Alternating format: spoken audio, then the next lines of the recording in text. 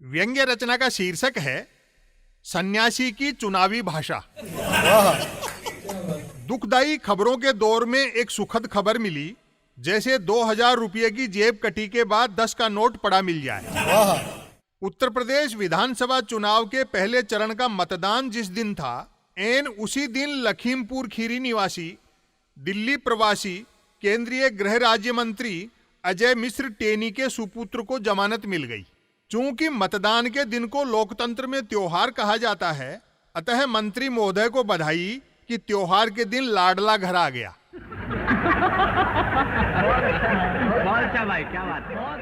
अब अपनी मूल समस्या पर आता हूं। उत्तर प्रदेश के मुख्यमंत्री योगी आदित्यनाथ ने दावा किया है कि मुझे गर्मी ठीक करना आता है। मुझे समझ में नहीं आया कि उनका यह वक्तव्य कोरा मुहावरा भर है अथवा उन्होंने क्लाइमेट चेंज या ग्लोबल वार्मिंग वगैरह दुरुस्त करने की बात की है। धरती जिस तरह बढ़ते तापमान की चपेट में है, योगी जी गर्मी ठीक करके इस जानलेवा समस्या से मुक्ति दिला सकें तो निश्चित ही दुनिया में हमारे सन्यास के साथ साथ पॉलिटिकल सन्यास का भी डंका बज उठेगा।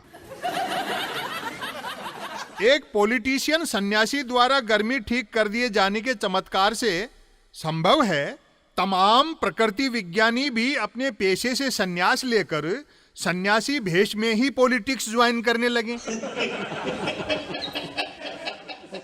उम्र का अधिकांश हिस्सा पढ़ने सुनने में खपाने के बावजूद मुझे सन्यासियों की भाषा समझ में नहीं आती।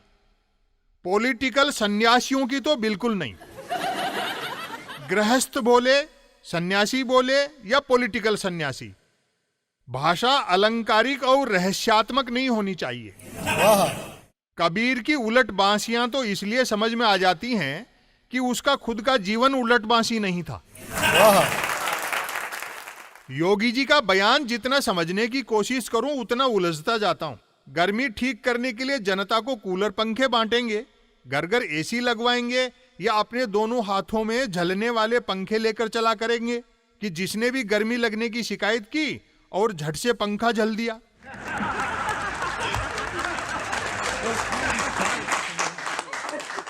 लेकिन यह तो गर्मी ठीक करने का अस्थायी हल होगा। जैसे ही योगी जी पंखा झलना बंद करेंगे, गर्मी फिर लगना शुरू हो जाएगी। भाषा की स्पष्टता प्रधानमंत्री श्री नरेंद्र मोदी से सीखनी चाहिए। जब कहा कि विदेश से काला धन लाऊंगा, तो निरक्षरों तक को समझ में आ गई थी कि बात काला धन लाने की हो रही है। जो सफेद धन लेकर निकलेंगे उनकी नहीं हो रही है। हमारे शक्तिमान प्रधानमंत्री भले ही काला धन आज तक ला नहीं पाए, लेकिन विदेश जा जाकर ढूंढने में तो कोई कसर छोड़ी नहीं।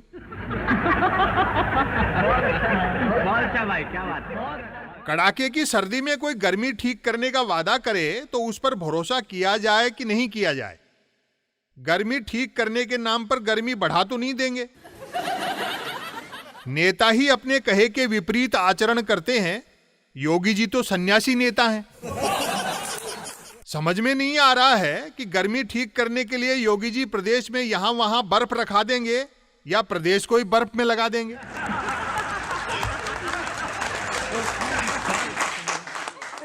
पेंच यह भी समझ से परे है कि योगी जी गर्मी ही ठीक करना क्यों चाहते हैं। लोग तो जितने गर्मी से परेशान रहते हैं, उससे कहीं ज्यादा सर्दी और बरसात से परेशान रहते हैं। गर्मी ठीक करने का मतलब अपराधियों पर अंकुश से भी नहीं लगाया जा सकता, क्योंकि अपराधी तो खुद ऐसी भाषा बोलते हैं।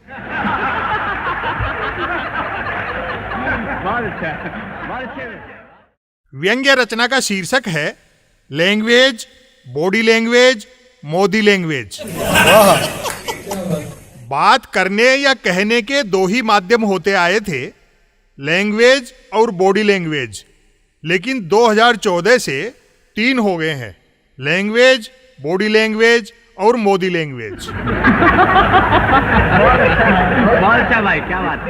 जहां लैंग्वेज के लिए वाणी का इस्तेमाल होता है और बॉडी लैंग्वेज के लिए शरीर का, वहीं मोदी लैंग्वेज में वाणी और शरीर के साथ पहनावा भी जुड़ा होता है। लैंग्वेज सुनी जा सकती है और बॉडी लैंग्वेज देखी।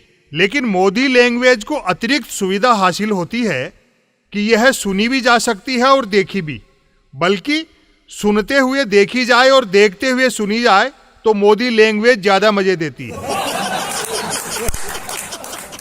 बॉडी लैंग्वेज तो खैर कभी झूठ बोलती ही नहीं है। लैंग्वेज को सच झूठ की कसौटी पर कसा जा सकता है और देर सवेर बोलने वाले से स्वीकार भी कराया जा सकता है। मोदी लैंग्वेज सच झूठ की कसौटी पर कसी तो जा सकती है, लेकिन झूठ साबित होने पर बोलने वाले से स्वीकार हरगिज नहीं कराई जा सकती।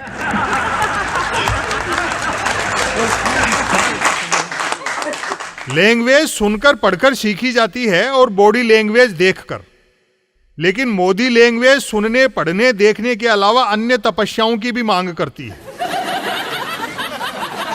सामान्य प्यासा बोलकर पानी मांगता है, बीमार या संकोची पानी के लिए इशारा करता है, लेकिन बोलकर पानी मांगते हुए इशारे से मना करना या इशारे से मांगते हुए बोलकर मना करना वही साध सकता है जो मोदी लैंग्वेज में पारंगत हो। लैंग्वेज खुद को ऊंचा उठाने के लिए इस्तेमाल की जाती है और बॉडी लैंग्वेज खुद को ऊंचा दिखाने के लिए, लेकिन मोदी लैंग्वेज खुद को ऊंचा दिखाने के चक्कर में औरों को नीचा बताने के लिए इस्तेमाल की जाती है। लैंग्वेज और बॉडी लैंग्वेज विचारणीय हो तो विचार किया जा सकता है, हास्यात्मक हो तो हंसा जा सकता है, दुखद हो तो आंसू बहाए जा सकते हैं, किंतु मोदी लैंग्वेज पर दर्शक श्रोताओं की प्रतिक्रिया गड्डमड्ड होती है। यानी हंसी की बात पर माथे पर सल पड़ते हैं और रोने की बात पर पेट में बल। जहां लैंग्वेज और बॉडी लैंग्वेज आत्मनिर्भर होती हैं, वहीं मोदी लैंग्वेज अक्सर टेलीप्रॉम्प्टर पर निर्भर रहती है। हालांकि बिना टेलीप्रॉम्प्टर के भी व्यक्त की जाती है, लेकिन बिना टेलीप्रॉम्प्टर के मोदी लैंग्वेज को होने वाली कठिनाई का वर्णन टेलीप्रॉम्प्टर पर पढ़कर भी नहीं किया जा सकता।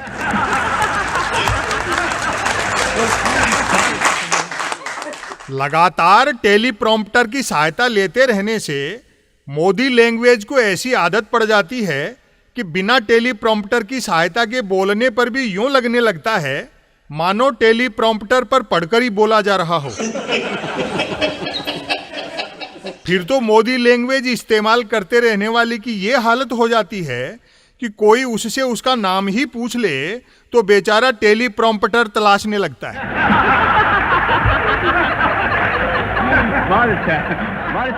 मोदी लैंग्वेज का प्रयोग देश में किया जाए या विदेश में, 1-2 लाख के सामने किया जाए या सिर्फ 1-2 के सामने, सदन के भीतर किया जाए या बाहर, मोदी लैंग्वेज का मंतव्य होता है गड़े मुर्दे उखाड़ना और वहां अपने झंडे गाड़ना।